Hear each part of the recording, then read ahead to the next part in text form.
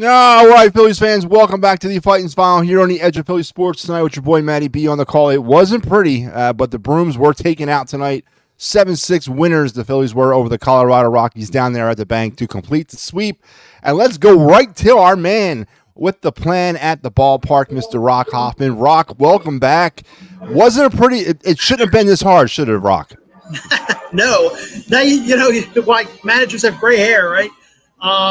That was not an easy win, although it sure as hell should have been after up 7-1 through 6 innings. But the Rockies, to their credit, I guess, and to the Gregory Soto not pitching well there in the 8th, managed to put 5 up in the top of the 8th inning and made everybody very uncomfortable after it looked it was like it was going to be an easy win and get that sweep, like you said. But Jeff Hoffman and Jose Alvarado came in and kind of shut the door in that 8th and 9th innings, and the Phillies get the sweep.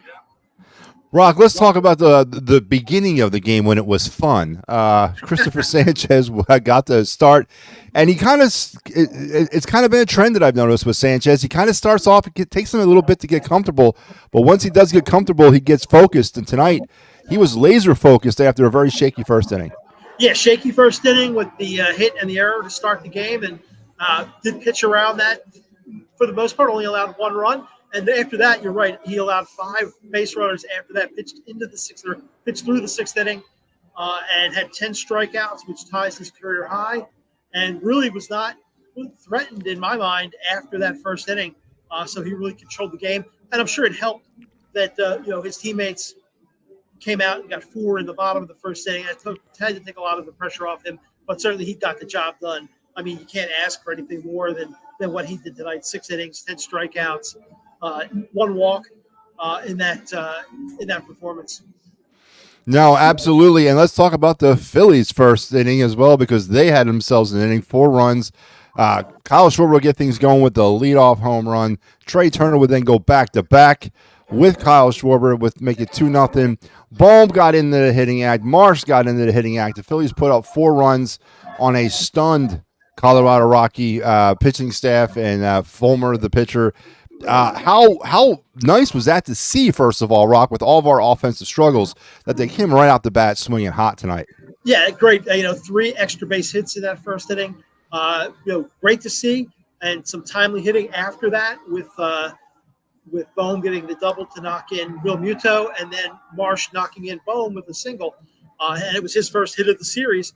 So some timely hitting, and they put up a crooked number. So that was great to see.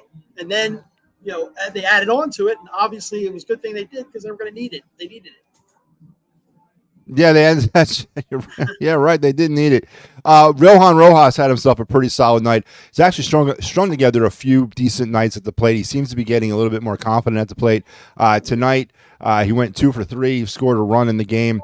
He also got on base with a walk. So that's 3 times on base. Yeah, very good to see. And he stole a base, right? Yeah, that the Phillies have said time and time again, you just need him to kind of be okay at the plate, not be an automatic out, but he doesn't have to carry the team offensively, and just play great defense.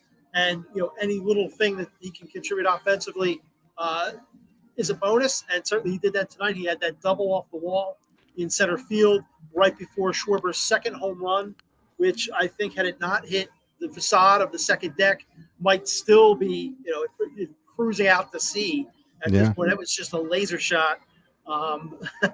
So yeah, it was good to see. It is good to see Santana. I mean, I always call him Santana. Johan Rojas getting some success at the plate. I mean, the Phillies need it. He seemed to have weathered the storm. Is he going to stick around? They're going to send him down. I think they've weathered that storm to this point. You mentioned the big implosion of the 8th inning, the 5-run 8th that the Rockies would put up. Greg Soto, after tonight, his work tonight, he lasted a half an inning. He gave up 3 hits, 5 runs. 5 of them were all earned, 2 walks, no strikeouts. His ERA is now up to 9.53. Greg Soto has not been the most reliable pitcher that we've had in this bullpen, and he's pretty much a damper on what has been one of the areas of this team that's been actually serviceable. Has been the bullpen. Yeah. But Greg Soto just saying he can't seem to get things going here for the Phillies these days. No, the whole time he's been here, even last year, Yeah. he's been inconsistent. Like he'd have a couple good performances, and then he'd throw a stinker in there. And obviously, that's what that was tonight. Like you said, 5 runs.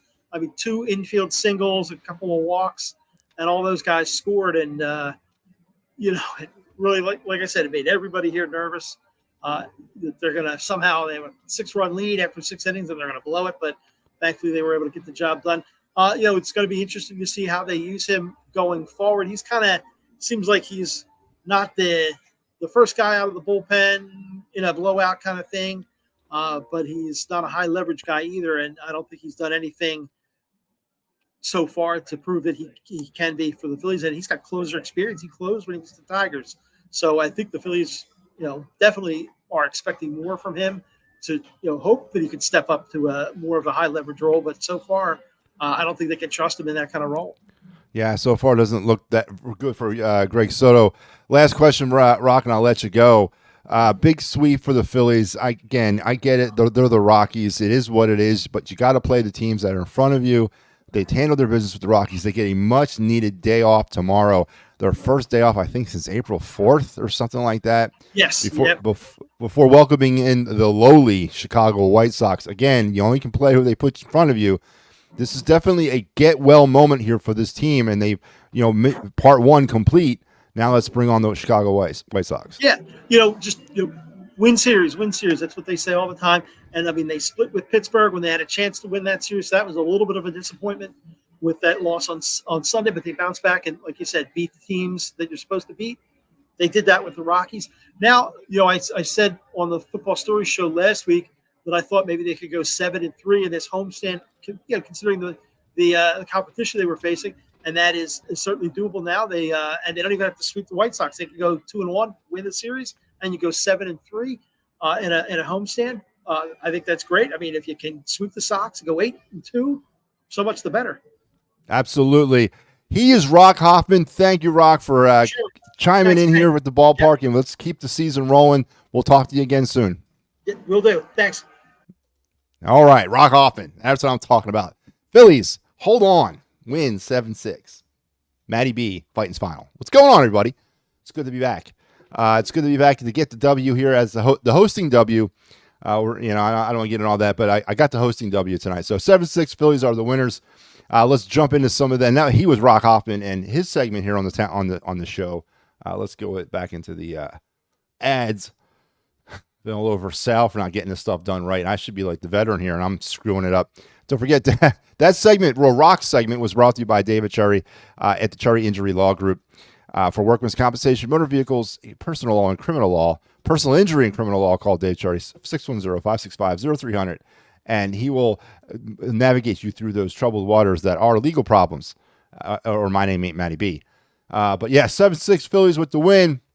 Let's now head back into some of your comments. Chris says, too close for my liking. Absolutely. The game was on cruise control, Chris, for about 7 innings. And all of a sudden, here we are at a 7-6 game. It was very, very troubling as we've been dealing with a lot of those types of things from Greg Soto. As I mentioned in the Rock, he has not been the most durable, reliable pitcher that we've had in the bullpen over the last 2 seasons. And things got a little hairy there, but we held on the win. And Dan Berry says, yo, Star Wars 99 says Soto and Jeff Hoffman. Yeah, Rock kind of gave Jeff Hoffman kind of kudos. Not me. I was kind of throwing Jeff Hoffman kind of in that same boat with Soto. I think he's Jeff Hoffman was that reclamation project that we had last year. It kind of came out of nowhere, revitalized his career. There was no guarantee he was going to have the same stuff year 2 of that. And right now, I haven't been impressed with Jeff Hoffman. Wasn't impressed with Jeff Hoffman last year. I think we got a lot of miracle fairy dust out of him, but now it seems to have worn out. So Jeff Hoffman does share some blame to this too. So does Junior Marte, actually. So, but obviously we're going to gravitate towards Soto. But yeah, it was not a good eighth inning. Soto needs to go. Sanchez. Yeah, Chris Sanchez, Jeff pitched an amazing game. And I did mention the Rock, as I said. It just seems that Sanchez, it takes him about an inning or a half inning to kind of just get settled in. And hopefully the Phillies can't find themselves down 9-0 in that half inning. But once he seems to settle in, which seems to happen within about an inning or a half that he starts, he seems pretty consistent and pretty locked down for about 5 or 6 innings. Now, to have the pitching performance we got from Sanchez tonight, on top of what happened last night with Ranger, just amazing. And that's the back end of your rotation right now. 3, 4, and then 5, and that's a really good problem for the Phillies to have right now, is that back end. And Sanchez did a great job tonight. Should consider getting bullpen help towards the trade deadline. Yeah, that might be definitely a question. Jeff says, I think Castellanos was the only one bat that didn't get a hit. What a shock there. Nick Castellanos' slump continues. Cassie and Stott are the only ones without a hit. Stott also did not have a good night. Team Johan. Yeah, big Al's team Johan. Me and Al have been I've been on the Johan Rojas. I am on the Rojas train. I think he provides more than what a lot of people give him credit for. Do I want to see him get on base? Absolutely. But do I need him to hit the ball into the outfield to do that? I do not. I think if he can get those simple, easy plays down offensively, what he gives us defensively and with his speed, just more than makes up for what I'm looking for from him at the bat. So, yeah, I have always been Team Rojas. Just the Phillies close out with a win, and it's a 2-point game. Just as the Phillies close out, win, it's a 2-point game. I imagine he's talking about the Sixers game. Been kind of looking at, back and forth on that. Matty B must streak over. No, I won the last time I was on here, I believe, or the time before that. If you check the record there, Big Al, me and you get the same ass record, 2-4. So I wouldn't get all wouldn't be air fiving yourself in your dark room right now. All right, yeah, we're both 2-4. Go Phillies, starting to get in rhythm. Yeah, they're starting to get in rhythm, or they're beating the teams they're supposed to beat, or all the above. Could be. This is why I hate Gregory Soto. Last year had the same heart attack appearances, even in low leverage situation. He falls apart, 0 command. Yeah, as we talked about, Greg Soto has been an enigma for this team. Let's head now and let's get some things going here on this show. I was not expecting Rock, but I'm glad to have Rock on here, and I was glad to do that. So it's kind of thrown me off my game. I'm not used to acting spontaneous, but I want to remind everybody, before we get deeper into the show, this show is brought to you by Dolan's, by Cherry Injury Law, by Sherry's Tickets, and by Phillies Sports Trips, and the Streetlight Kitchen and Bar as well. So, and we'll touch more on those sponsors in detail as we move through the show. Let's head over to the box score tonight. Again, and a game where I thought it was going to, cruise control since the second inning, turned out to be a little bit more than that. The Rockies would finish with 6 runs and 11 hits. Phillies 7 runs, 12 hits, and 1 error. Offensively for the Phillies, Schwarber got things rocking for the Phillies early in this game. And I guess we can go talk and scoring summary. Actually, it was the Rockies that got things rocky for the Phillies right off the bat. In the top of the first, Diaz would ground out to short, knocking in Tovar to make it 1-0. He was on base due to an error. Rockies had the early lead, but that was going to be an early lead, and that was it, because in the bottom of the first, Kyle Schwarber would get things happening, let off the Phillies' first inning with a homer, ties it up at 1-1. Trey Turner then follows that up with his own home run to make it 2-1 Phillies. The Phillies weren't done at all after that. Bohm knocks in JT Realmuto with a double, who had doubled himself, to make it 3-1, and then Marsh would knock in Bohm to make it 4-1. It was 4-1 Phillies heading into the second inning. It would stay 4-1 all the way to the bottom of the fifth, when JT would ground out and force in Turner to make it 5-1. And then in the sixth, Schwarber, his second homer of the night, Rojas would score to make it 7-1. And that's kind of where I believe everybody, including myself, or myself included, I should say, began to probably tune out and tune into the Sixers game fully when it was 7-1. But not so fast, because here comes the Phillies bullpen. Monterrey would hit a sac fly to make it 7-2 in the top of the eighth.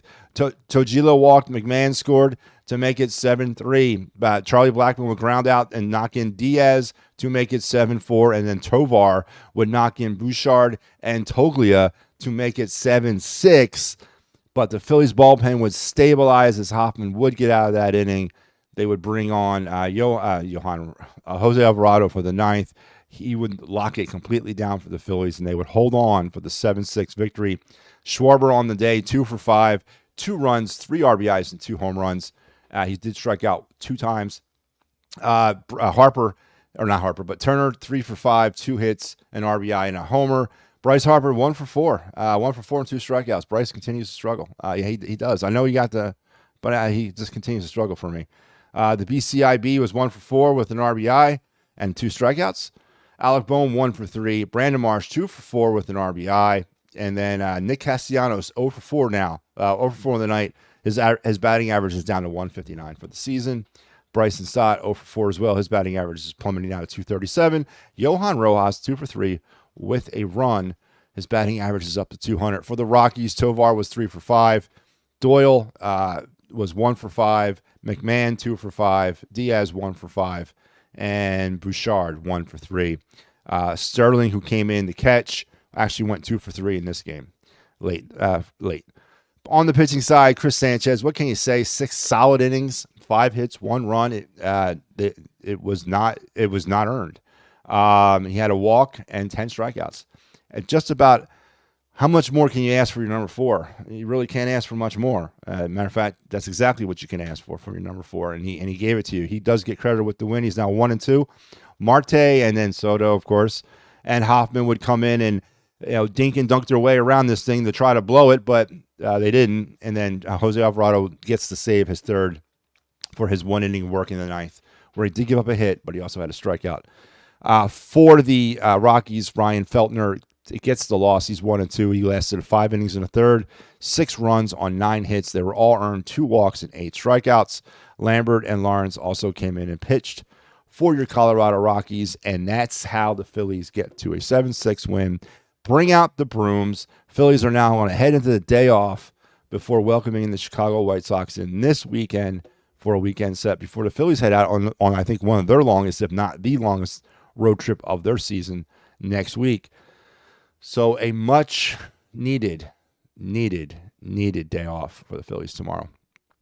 We very well could be looking at back-to-back series sweeps with the White Sox coming up.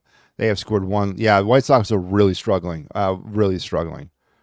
Can you imagine next year if the Phillies go out and sign a big name to our bullpen and then add Andrew Painter to our rotation? This team has a bright future. Andrew Painter would be nice, but I think we got to pump our brakes on Andrew Painter a little bit. The guy hasn't thrown, and he won't throw for 2 years by the time next year shows up. I don't think Andrew Painter is going to start out the season in our rotation next year. If Andrew Painter starts out anywhere, it'll probably be in AAA, and then they'll go from there. I don't see him coming from no pitching for 2 years into the Phillies rotation in 1 year. So listen, but I get it. Andrew Painter is what he is. So looking at that as well, but adding a bullpen. There's been a lot of people who said that the Phillies bullpen was still missing some things. I'm one of them. This bullpen closer by committee thing. I think at the end of the day, unfortunately, if it is not addressed at some point, that's what's going to be the downfall of this team is the bullpen. And I think you're seeing kind of the early goings on of that right now. They're just an incomplete bullpen. They got arms, but they got arms that are all over the place. They don't have solid roles. They have guys who I think get up for games not knowing where they're going to be in a game. And I'm not saying that you should be given that opportunity to say, I'm the closer, or I'm the setup guy, or I'm the long guy, or I'm the middle relief guy. But relief pitchers have been doing that in baseball for over 200 years or whatever, 100 and whatever years the sport's been around for. Why are we changing it? Why are all of a sudden the Phillies going to come along and say, you know what? Nobody has a role here. I'm just going to go with the analytics. I'm going to go with what the books tells me about who's going to close. I think it's ridiculous. And I think eventually, if it's not addressed this year, the bullpen's going to be the bugaboo that cost us in 2024. If it's not addressed, both with the arms, and I'm not even saying we may already have the arms, but in the roles that these arms need to be in, if that's not addressed, that might be the downfall of this team this year. And it's going to be interesting to see if that does happen. Sal says, I know the Rockies aren't good, but yeah, it was. It was a very good game for the Philly offense to break out. Now, Sal, the Phillies did break out for 4 runs in that first inning, but they only managed 3 the rest of the way. Now, we can kind of get nitpicky there, I guess. I'm not going to do that, but yeah, it was good to see the offense kind of bang itself out a little bit in some hits. And, before I get into the next part of the Broad Street Bottom Line, which we do here on the Edge of Philly Sports and on the Fighting's Final, I got to hear from the infamous Lou Brown because he's got a message for everybody. All right, you guys, let's listen up. We won a game yesterday. And if we win one today, that's 2 in a row. We win one tomorrow, that's called a winning streak. It has happened before. So there you have it. Lou Brown has made it official. We are officially on a winning streak. 3 wins in a row for the Phillies as they have the day off tomorrow before getting ready to square off against the Chicago White Sox. So, all right, let's take one more. It's insane how ownership saw how we lost last year in the LCS and did not sign Josh Hader. Again, Jameson, it's not insane if you think about it. What was Josh Hader going to do here? Josh Hader wasn't coming here. I don't think management had anything to do with not signing Josh Hader. Josh Hader had everything to do with not signing Josh Hader. Josh Hader's not coming to a team that doesn't have defined roles for players. Josh Hader is a closer. He wasn't necessarily going to be used here as a closer. He might have been, he might not have been. It would depend on the night. Josh Hader's not going down that road. So I don't think it was the Phillies that couldn't sign Josh Hader. I'm thinking it was Josh Hader that couldn't sign Josh Hader to the Phillies. So let's try to keep things in context here. Dombrowski should have used half the money we gave Nola and Hader. Again, you're not hearing me. Hader wasn't coming to a team that doesn't want to keep him or make him the closer. All right? It's a regime problem. I guess it's actually regime up and down. But no, he wasn't coming here. How sweet is that? Yes, it was nice. All right, let's head over now and let's get to the Broad Street bottom line here on the Fights Final.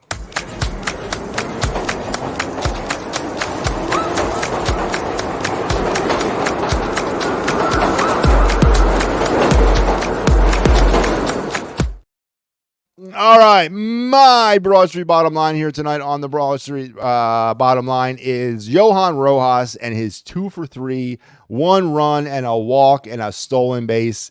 It's the Johan Rojas effect. It is exactly what this team will be if Johan Rojas can be anything offensively at the plate. He just creates havoc on the base paths. He gets on the base.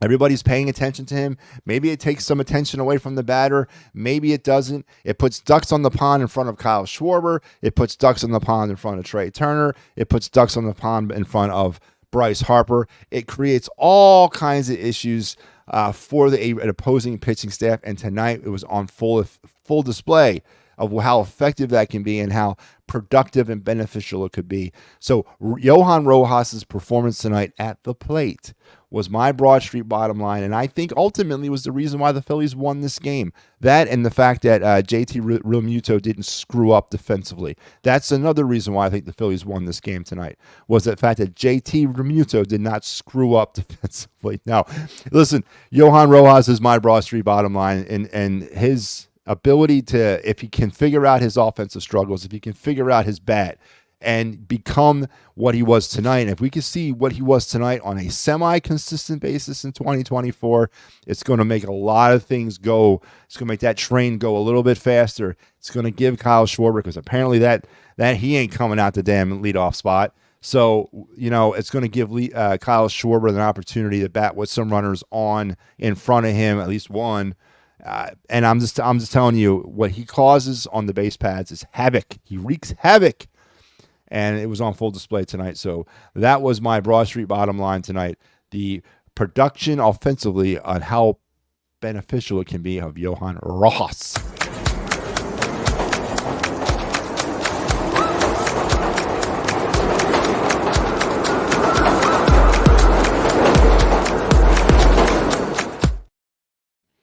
And the Broad Street bottom line tonight was brought to you by Dolan's. Don't forget the Wiffle Ball Mania Classic, May 25th, Saturday, down there at Dolan's on 24 East Sellers Ave in Ridley Park, PA. Mickey Morandini and John Kruk will be on hand to celebrate the annual Rite of Spring at Dolan's. Beer, wiffle ball, and children. It's just, it doesn't really say anything more than that. That's all you got to say. And then it's all about that. So make sure you clear your schedules and circle your calendars for May 25th down there at Dolan's. And why wait? Head down to Dolan's now and check out PJ and the crew and get some of the good grubs and foods and all the stuff that they offer at Dolan's. So there was your Dolan's moment there.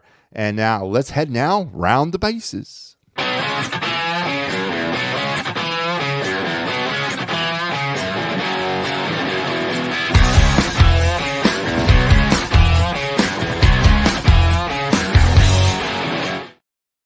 All right, let's go around the bases on this Wednesday night in the major leagues. Let's check some of the games that are still ongoing as we speak. In the top of the ninth, it is 5-4 to the Angels over the Rays.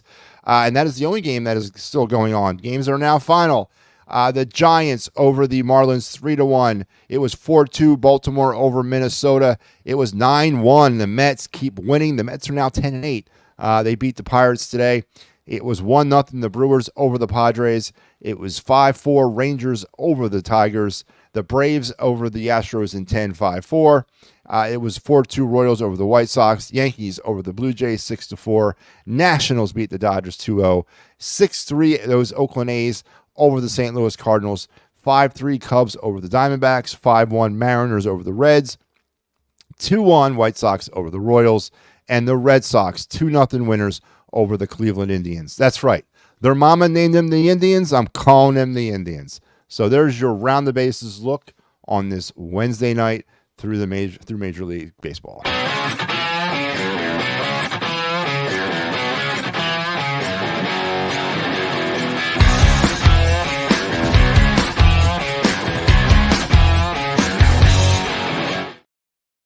All right, and as I mentioned, it's 7-6 win. The Phillies will now welcome in, after their day off tomorrow, they will welcome in the Chicago White Sox.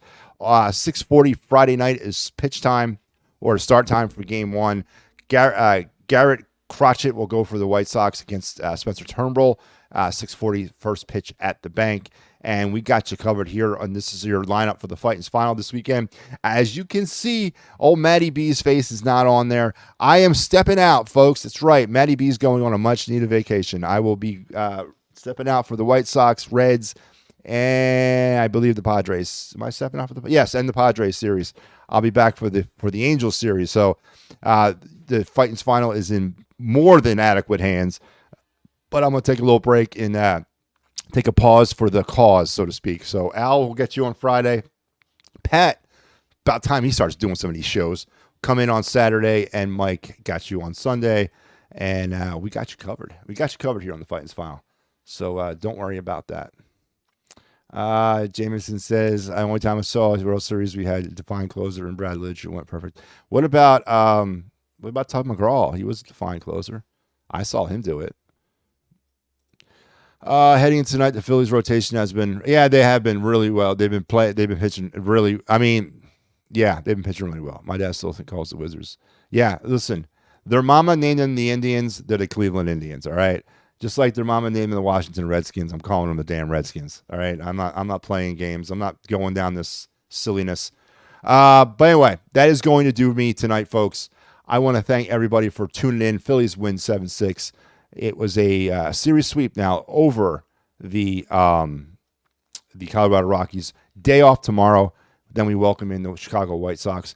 Don't forget all of our great sponsors, just like Sherry's Ticket Town. If you're looking for great prices and no hidden fees on sports, concert, and theater tickets, check out www.sherrys.com. Enter the promo code EOP10. Save an additional 10% off. And all the other great sponsors that we have, to include Philly Sports Trips. That's right. If you're looking to travel like the pros, look no further than Philly Sports Trips. They got you covered to travel with your teams. This summer, just 2 of the trips they got going out, June 15th to Baltimore and over July 4th in Chicago at Wrigley. Does it get any better than that? I say nay, it does not. So make sure you head over to Philly Sports Trips and check out everything they got. And let's answer one more. Jameson says, go Phils. I agree. Go Phils. Folks, that's going to wrap me up. It is time to say adios and good night. Don't forget, Phillies are off tomorrow, but our boys at the Fightins Final got you covered for the White Sox series starting on Friday. Here it is again. Al, Pat, and Mike got you covered this weekend. Until we talk again, what you got for me, oh Harry the K?